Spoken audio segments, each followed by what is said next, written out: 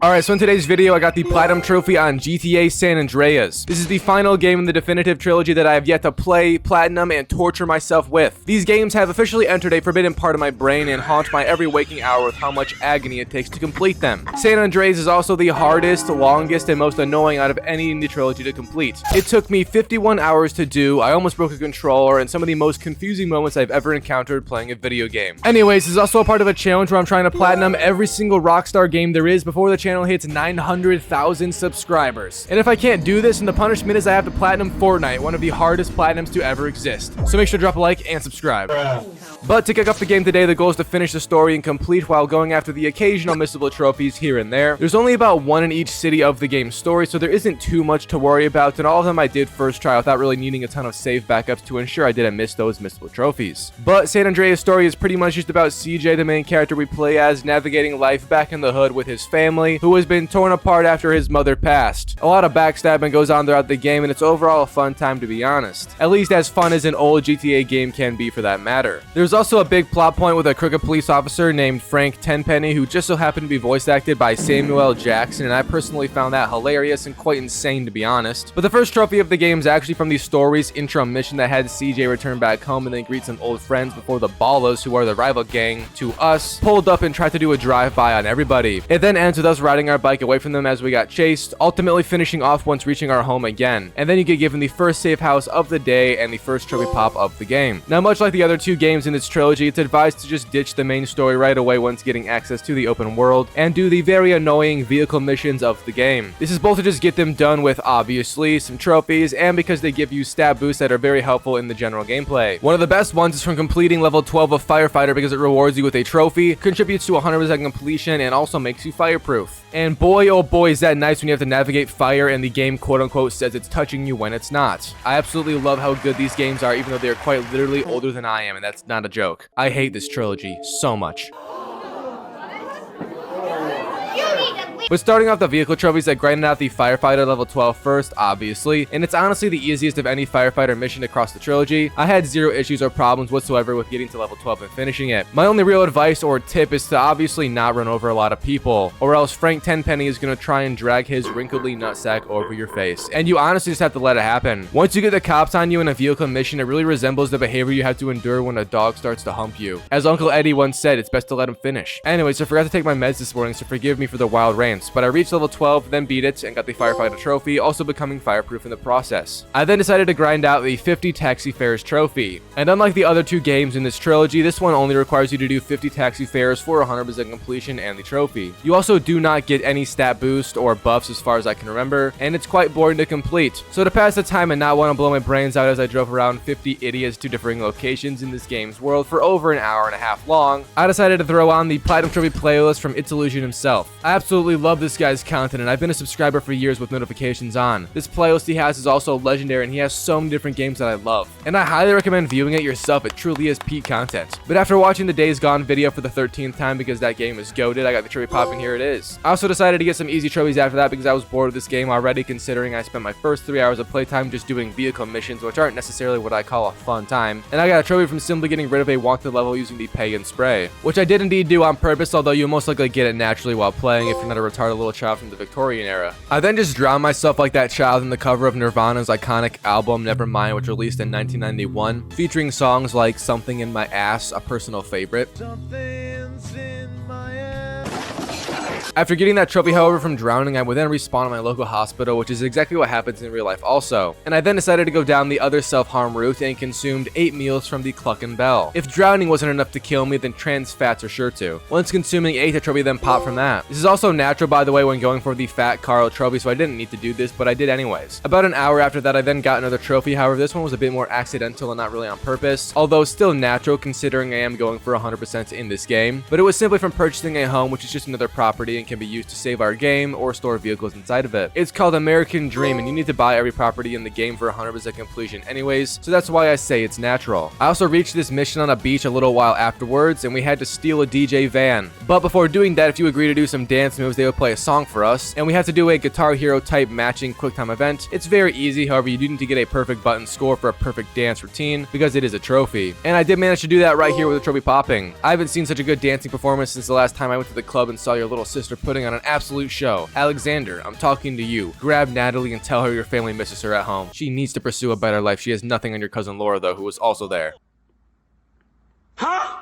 The next trophy I got, however, was called Assassin, and it's actually the first missable trophy of the game, and it's quite hard to do if I'm being honest. The description says you must kill all enemies in the mission Mad Dog Rhymes, which is the mission where we sneak into this mansion owned by Mad Dog, and you have to steal a rhyme book which is inside and guarded by numerous guards. Now, the only real hard part about this mission is the fact that stealth in GTA inside of the great year of 2004 was not great. You have to aim your camera pretty much at the sky and also be right next to the enemy to trigger a stealth kill, and if you don't get it done correctly, it will pretty much just have you slash the enemy and not kill them, which breaks stealth and voids the trophy. There's also a lot of mentions about the bar enemy being glitchy or annoying, but from my experience, I had zero issues, and the only time I had to reset was on the first few guys because I wasn't used to stealthing yet and how awful this game's mechanics are. But overall, it's still not too hard. Also, I do suggest saving before the mission just in case it doesn't pop for whatever reason. However, you can just reset checkpoint if you die or break stealth, so it truly is a very easy missable trophy to knock out. And here's that trophy pop after I did it. I then decided to grind out this trophy called What Are the Odds, which is one of the only RNG trophies in this game, and it can take between a few minutes to a few hours to get. And this is because it's a trophy relating to horse betting, and boy oh boy did I just not get lucky. However, I was also trying to do the big money method, which is to save before betting everything on the worst horse. Then if you lose, you just reset the save, get your money back, and try again. And my god, it took me hours to get this done, but once I did win it, it gave me a ton of money because I was going all in, and the trophy. I also then continued to do this method to get even more money, and I got super lucky winning again pretty much right after that, which gave me multiple millions of dollars. So we are set on money for the rest of this game, thankfully. It's always nice not to have to worry about money, am I right? That's why you should subscribe, please. I need to feed my family, they're starving. Anyways, with this newfound fortune I have acquired, I decided to go blow it all, or at least a considerable amount, at the local fast food joint, making CJ reach maximum weight, and my god, bro looks unrecognizable. My 400-pound life will be calling soon. Bro is a freak of nature, and here's that trophy pop. At this point, I was also back to doing random trophies because I yet again got bored of the game's story, and this is mostly due to there being hardly any story trophies in the game aside from those missable ones scattered throughout. I really wish the developers added some more trophies in this game and the trilogy in general, considering they're all pretty much the same trophy list and only contain 35 each. But it's whatever, I guess I don't expect anything from remasters anymore after The Last of Us got remastered 14 times in a crappy Doodah TV show. That's what I'm saying. But I went after a trophy from scoring at least 30 points in the basketball minigame, which is actually very easy to do, although a bit hard to get used to this game's shooting mechanics. Essentially, you want to release the shot as soon as CJ jumps and not any bit earlier or later because he will miss. There isn't a range like in 2K to see it, so it purely is just visual guessing. However, it still is not hard. Once I scored over 30 on my second attempt, the trophy then popped as time ran out. I also would then end up just going AFK because I needed to make food, and also decided to knock out a trophy from spending 24 hours without getting into conflict or breaking the law. And it popped at some point while I was downstairs making food and jerking it, so here it is. I would then finally reach the last mission inside of this first city we started off in, called the Green Saber. And it had us after our brother trying to save him from a gang attack that we caught wind of. However, the combat was actually a bit challenging here and quite long. Eventually, it ended off with the cops rolling in, and then Tenpenny did his usual crookedness, taking in Sweet, who is our bro, and instead of jailing us with him, he gave us another objective to do for him inside of San Fierro, which is the next location of the game and the city we got sent to after the trophy popped. And just like usual, as we do on new areas of the game's trilogy before doing any story, I banged out some more vehicle missions, doing the paramedic missions this time, and all inside of this tiny little town, which made it extremely easy to complete because the patients were all contained within it. So I was literally just driving in tiny circles, and I did it again first try. And this is again by far the easiest paramedic vehicle mission out of the trilogy, and I have to give some thanks for that. However, in return, the developers fucked us like an angry man later in the game, so that's cool. I also then fully completed a vehicle school after. These are required for trophies, 100% completion, and they're also kind of fun to do. I didn't totally enjoy all of them because some of them are quite challenging. However, the majority of them are pretty simple to do. And the only reason I even did this right now is because I got confused with how to further the game's story, and that's one complaint I will never stop giving to Rockstar. In pretty much all of their games, they struggle to really say what you need to do to continue the story, if they say anything at all. It was okay in GTA 5 because the map had direct markers for each character you got to play as, but in these older ones, they never once tell you what's main or side story. And not even inside of the stats section of the game, which in this one, by the way, is absolutely atrocious. There is so much non-needed bullshit stats that just do not matter. And then they didn't make things that do contribute for 100% completion just not even show up, which is insanely ridiculous. L game design Rockstar, y'all was cooking on a broken stove in 2004, that's for sure.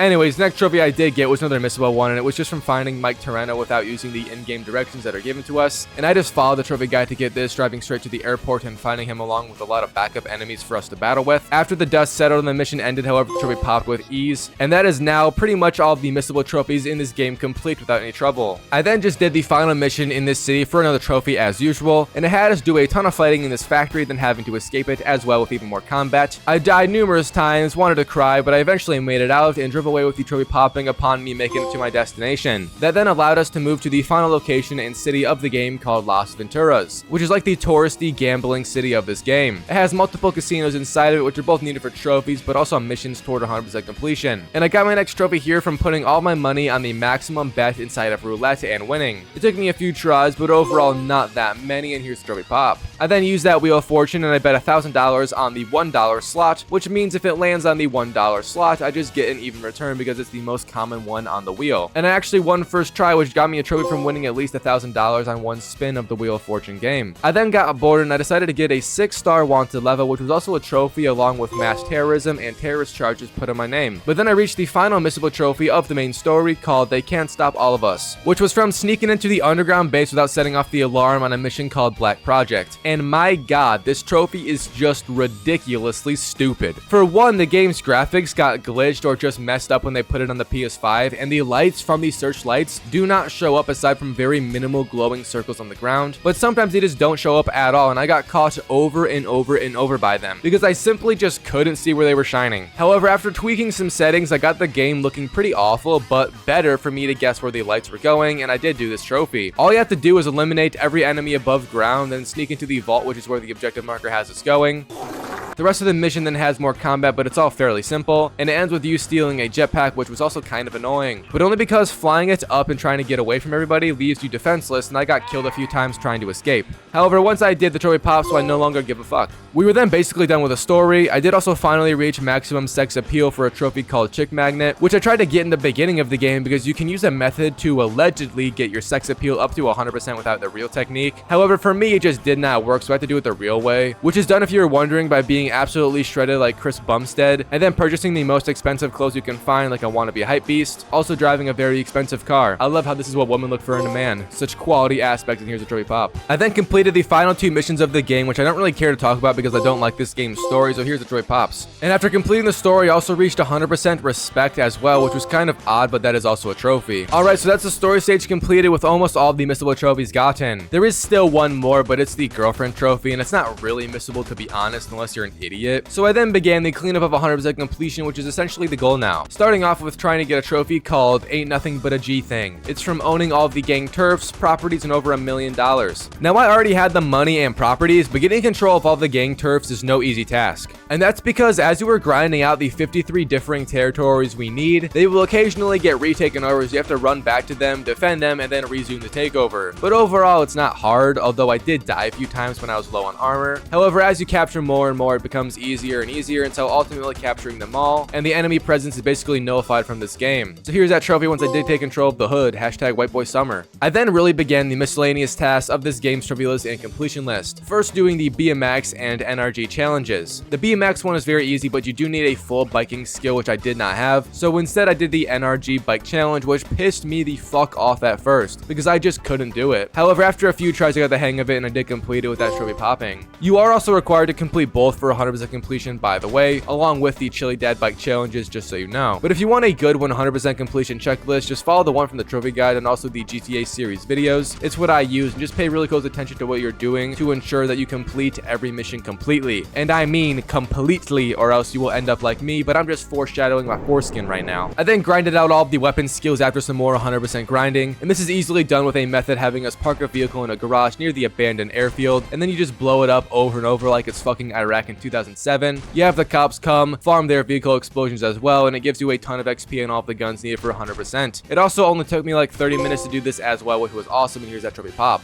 I then did more BS, and I ultimately ended up at another trophy within the 100% grind from completing all 3 export lists. Now, this was a staple in both GTA 3 and Vice City. However, in this game, the cars don't spawn randomly, and they all have set locations. Now, that might sound good. However, this game's map is far larger than both GTA 3 and Vice City combined, and it took me over 3 hours to complete all 3 of them due to the sheer amount of driving back and forth that it took. Absolutely mind-melting amounts of driving, and I honestly never want to step foot in a car again. That's a lie, but so is everything else. Nothing's real. Money's a construct and society's a delusion. So here's that trophy pop. I then did that vigilante trophy finally from completing level 12, which was in the other games as well. However, again, like many other vehicle missions, this game had it easy, and I abused that tiny city to give me close by enemies to hunt. Using the tank as well made this a breeze, and I did it first try getting the trophy right here. I then began to strap in for that remaining 100% grind because I had no more trophies left in this game aside from that. And boy, oh boy, did that fucking blow. The collectibles took forever. The asset missions took forever. Basically, everything took forever to do. It was just awful. Grand Theft Auto San Andreas, for some reason, just felt like adding in the most not needed, non-impactful, and straight up shit boring activities in any game I've ever seen. More than 70% of this game's free roam content is just useless, nothing burger missions, having no purpose and just being stupid filler content. It actually pisses me off just how much time is spent doing dumb shit in this game for 100%. What you know about the valet missions, bro?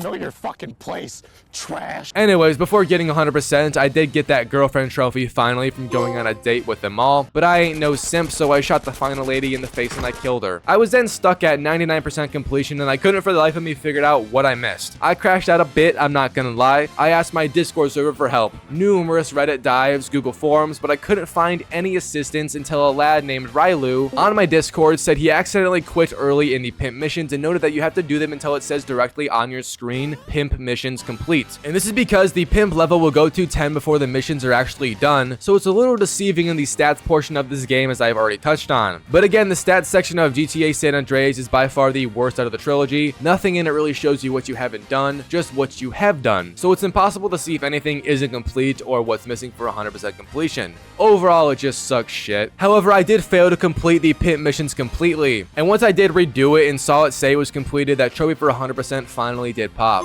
But to get the platinum, you have to save your game and then start a new game file for a little Easter egg that I didn't even care to watch, because that trophy then popped and the platinum did right along with it. So that was the Grand Theft Auto San Andreas platinum trophy experience. Overall, I despised the game. I never liked any of the GTA trilogy games besides Vice City for most of it. I think they're all just too old to be enjoyed if you don't have that nostalgic factor. But seeing as I wasn't alive for their release, nor was allowed to play games like this as a kid on my consoles, I have zero emotional connection to these, and in turn, I have no love for them. Much like how your father doesn't love you, I don't love the GTA trilogy. But that's it for the Rockstar games finally. I'm excited for GTA 6's release because GTA 5 is actually playable, unlike these trash cans of a video game portrayals. I have a new challenge coming soon with the Fortnite punishment transferring over, so stay tuned, and thank you all for watching me suffer. I hate you all.